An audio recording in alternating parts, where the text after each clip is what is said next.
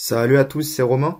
Aujourd'hui, je vous fais une nouvelle vidéo pour vous expliquer comment scraper Google, comment récupérer les résultats de Google à volonté, gratuitement, et voilà, de façon très simple. Donc voilà, je vais vous faire la démonstration des méthodes pour scraper Google, il y en a plein, pour récupérer le top 10, le top 100, des URL, etc.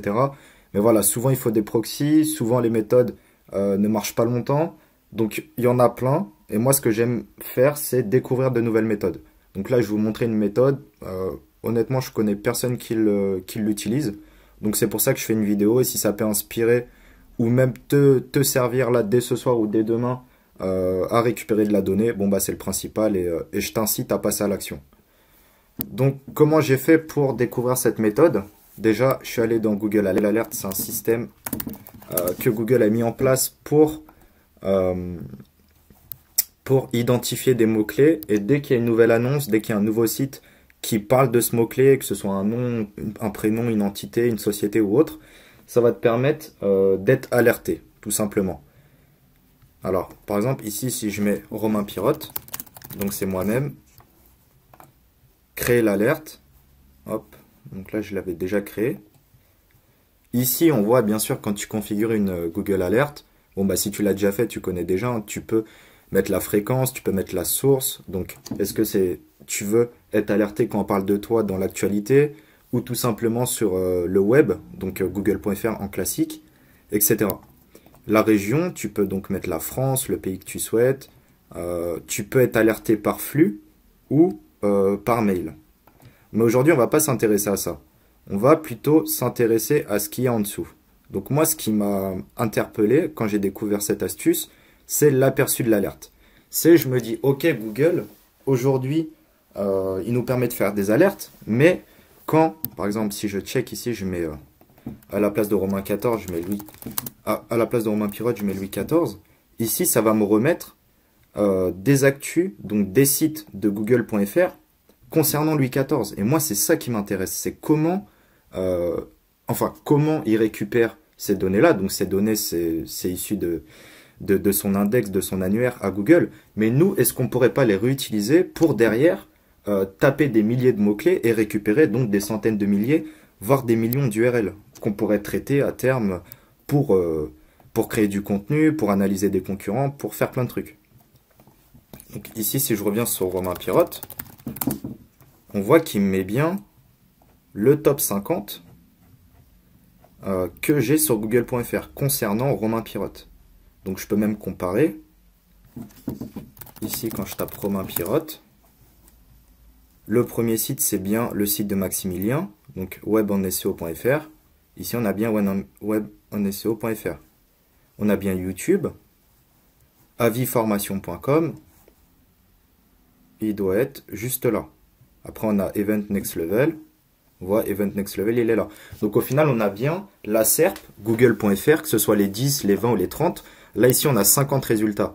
Et 50 résultats ou même 10 résultats, mais sur des milliers de mots-clés, ça peut nous permettre de récolter énormément de données sur nos thématiques, sur voilà, plein de mots-clés, vous l'avez compris.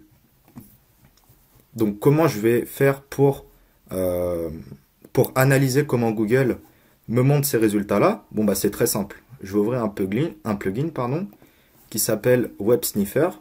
Et voilà, donc là il est ouvert. Et ici je vais rafraîchir. Hop là. Donc je vais revenir dessus. Romain Pirotte. Voilà, donc là j'ai créé Romain Pirotte. Ça m'a mis les résultats. Donc ça a fait, ça a chargé, ça a créé des requêtes. Et ces requêtes-là, je peux les analyser juste ici. Donc je vais les analyser. Je vais regarder un petit peu ce qui ressort. Et la requête que j'ai vue tout à l'heure, qui m'a surtout interpellé, c'est celle-ci. C'est alert/preview. Et quand j'arrive ici, je vois bien que j'ai l'aperçu de l'alerte avec tous les résultats. Donc ici, j'en ai que 10. Mais on a différentes previews. Ici, par exemple, on a une preview de 50. Donc après, il faut trouver la bonne preview avec le maximum de résultats. Voilà, ici, la preview, on en a 50. Donc c'est ça qui est intéressant. Et si on regarde l'URL, donc l'URL juste ici. Par exemple, si je change Romain par maigrir et Pirote par vite, donc le mot-clé maigrir vite, j'ai bien 3 résultats de maigrir vite. Là, si je mets maigrir rapidement, j'en ai 2. Donc des fois, ça dépend vraiment des mots-clés. Je vais mettre Wikipédia. Voilà, ici Wikipédia rapidement. Par exemple, le mot-clé, ça me sort plein d'actualités. Donc ça m'a sorti 50 actualités. Et ici, 50 issues de google.fr. Donc de l'onglet de search classique. Voilà, donc en fonction de vos mots-clés, vous pouvez vraiment avoir beaucoup de données. Par exemple, jouer. Après, il faudrait faire des tests. Je n'ai pas testé énormément de mots-clés. Et voilà, par exemple, jouer poker. Ici, ça me sort 5 sites concernant le poker, etc. Après, il faut voir la pertinence. Par exemple, backlinks SEO.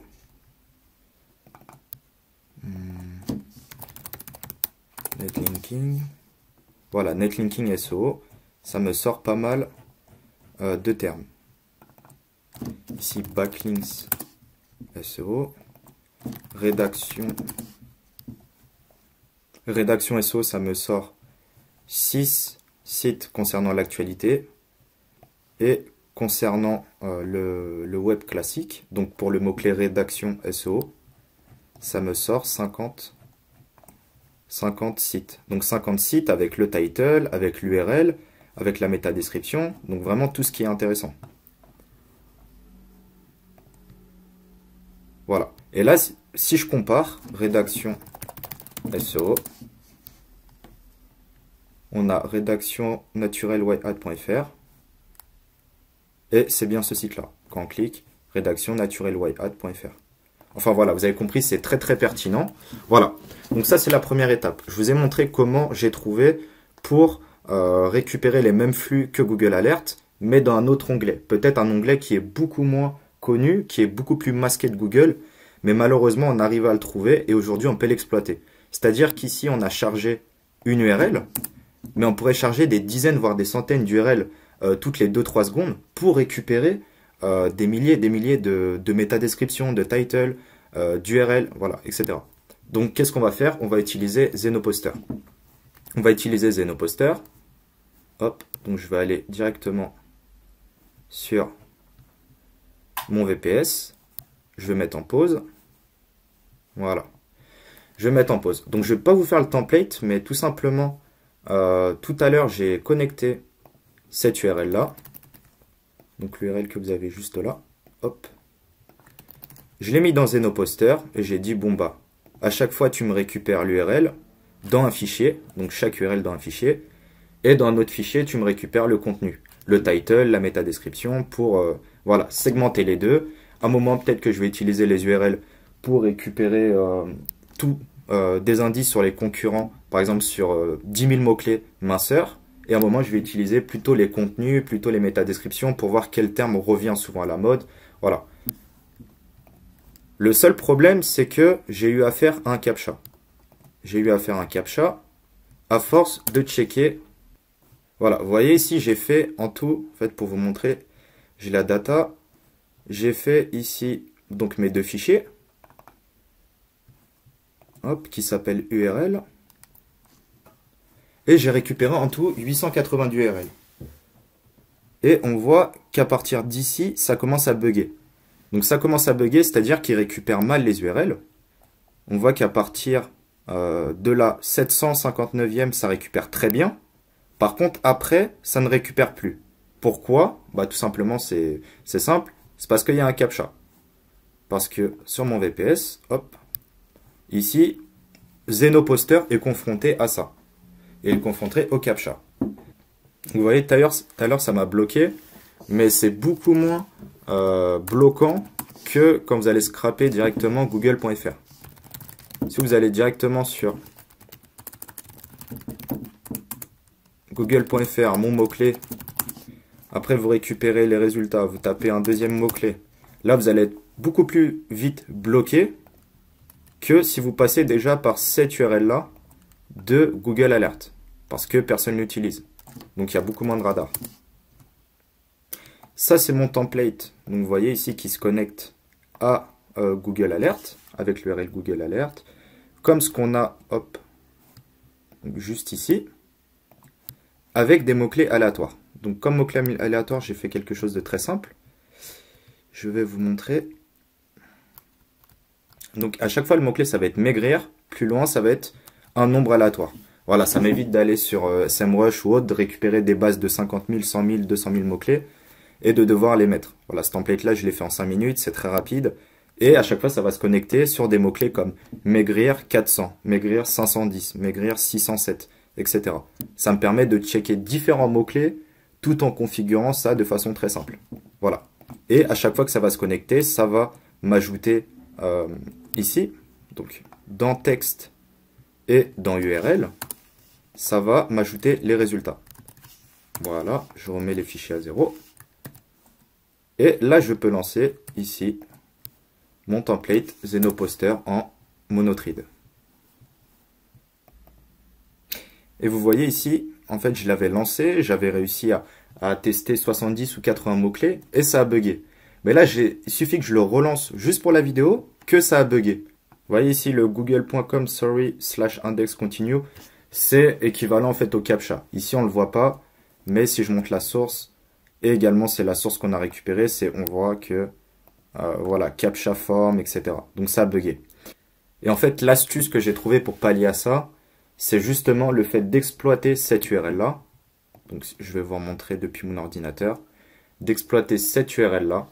Donc l'URL vraiment qui donne les résultats avec Google Translate. Donc voilà, Google Translate, là vous avez la solution pour récupérer des milliers, des millions de résultats très très facilement. Comment je fais? Donc vous voyez l'URL ici, hop, je vais la copier et je vais aller sur google.fr et on va taper Google Translate. Hop là.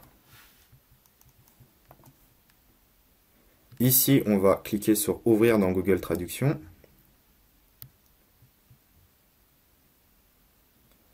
Et on va copier l'URL.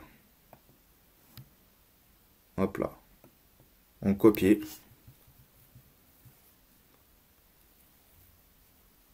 Et voilà. Ici, vous avez vu que ça m'affiche très très bien les résultats. Et c'est des résultats que je peux récupérer avec Zenoposter. Et bien évidemment, avec l'intermédiaire qui est Google Translate. Parce que regardez, aujourd'hui, si je vais sur google.fr,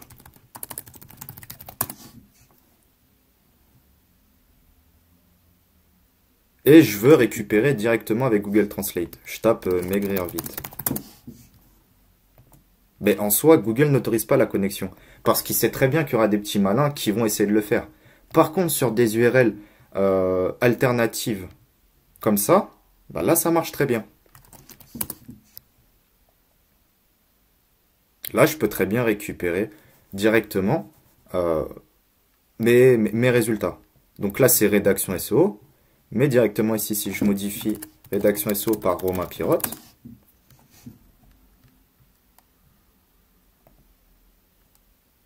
et bien voilà, là j'ai bien mes résultats où je récupère mes 50 URL qui parlent du mot-clé Romain Pirotte. Enfin, le top 50 du mot-clé Romain Pirotte, tout simplement. Et là ici, si je check MyIP,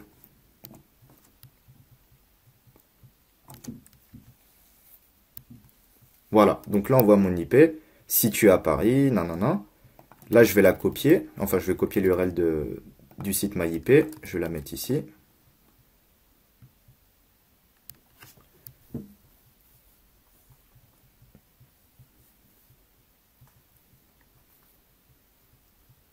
Voilà, ici on voit qu'on a bien une IP provenant de Google. Donc au final, c'est normal pour Google d'autoriser la récupération massive, la connexion massive de ces IP à lui. Donc c'est pour ça qu'il n'y a pas de problème, c'est pour ça que ça ne bug pas. Et non plus, du côté de Google Traduction, je peux me connecter des milliers de fois. En tout cas, pour l'instant, je me suis connecté peut-être même pas 1000 ou 2000 fois, mais ça ne m'a pas bloqué. Donc en soi, ça, vous pouvez vous connecter des milliers de fois. Donc la démonstration, c'est très simple. Hop, je vais revenir sur Google Traduction.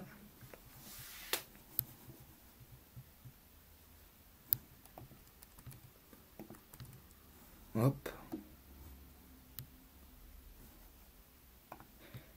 Alors là, je vais vous montrer directement comment j'ai fait avec Zenoposter. Donc vous voyez ici, ça c'est le template où je me connectais sans Google Traduction. Et là, j'ai tout simplement repris le même template, mais où je change ici, hop, ça bug, mais où je change ici mon URL en rajoutant traduction, enfin Google Translate. Donc googletranslate.com/translate et après avec l'URL de connexion de Google Alert, tout simplement. Et là, on regarde ici, le mot-clé, c'est maigrir, pareil, plus loin, à chaque fois, un numéro.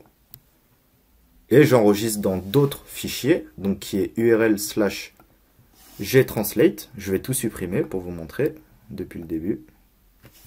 Hop. Donc là, on voit que ça fait des doublons. Et je vais également supprimer tout le texte. Le texte, après, vous pouvez le récupérer de différentes façons. Moi, j'ai dit, mets-moi directement dans le fichier tout le texte que tu vois. Mais en soi, je pourrais retirer les langues, je peux récupérer que les titles. Si je veux, je peux récupérer que les métadescriptions, etc. Hop, je vire. Et là, je vais lancer le template. Toujours en mono-thread. Mais sachez que si ça marche, s'il n'y a pas de blocage, je peux le lancer avec 20 ou 30 threads. Donc 20 fois, voire 30 fois plus rapidement qu'actuellement. Ici, vous pouvez voir le script tourner. Donc là, on voit qu'il traite assez rapidement. Je pense qu'il traite une tâche toutes les 3-4 secondes. Mais comme je disais, on peut très bien mettre plusieurs threads et multiplier ainsi la rapidité pour récupérer un maximum de résultats en fonction de votre liste de mots-clés. Et ici, si je vais sur ma liste d'URL, je l'ai lancé il y a quelques minutes, j'avais coupé l'enregistrement, là je viens de le remettre. Là on voit qu'il est déjà à 19 210 mots-clés, 10 URL. Donc il y a pas mal de doublons, mais ça fait quand même très rapidement. Si je dédoublonne, ça va faire 10 000 URL. Et si je le laisse tourner toute la nuit, j'aurai sûrement d'ici demain matin entre 200 et 300 000 URL. Autour de mathématiques, autour de mes mots-clés, que vous pouvez catégoriser avec Zeno, etc. Donc là, je l'ai fait vraiment à la va-vite, mais ça peut vous apporter énormément de data. Ceci de manière illimitée, totalement gratuite, et voilà, et selon vos besoins. Ici, si je vais sur les textes, donc là, c'est des textes récupérés vraiment de façon brute. Mais on voit, hop, si je remonte, un texte égale un mot-clé.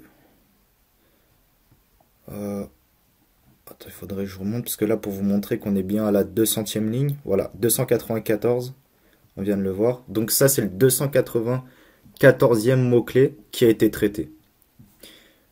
Donc voilà, c'est vraiment très très puissant, je vous incite à tester. Pour vous, bien sûr, pour vous récapituler, le fait d'utiliser uniquement avec Google.fr, ça peut bloquer rapidement. Et le fait d'utiliser avec Google Translate, ça peut vous bloquer, mais au bout vraiment des milliers de mots-clés, voire ne pas bloquer du tout. Moi, là, ça ne m'a pas bloqué. Je pense que si je le laisse toute la nuit, ça ne bloquera pas. Et voilà, ça me fera énormément de données en seulement quelques heures. Donc, je vous dis à très bientôt pour une prochaine vidéo. Si vous avez aimé le tips, n'hésitez pas à liker. Si vous voulez plus de vidéos comme ça, abonnez-vous à la chaîne. Et je vous ferai encore plus de vidéos avec ce type d'exploit, de tips, vraiment qui peut s'utiliser de façon très rapide et qui peut créer énormément de valeur pour votre business. Je vous dis à très bientôt. Ciao!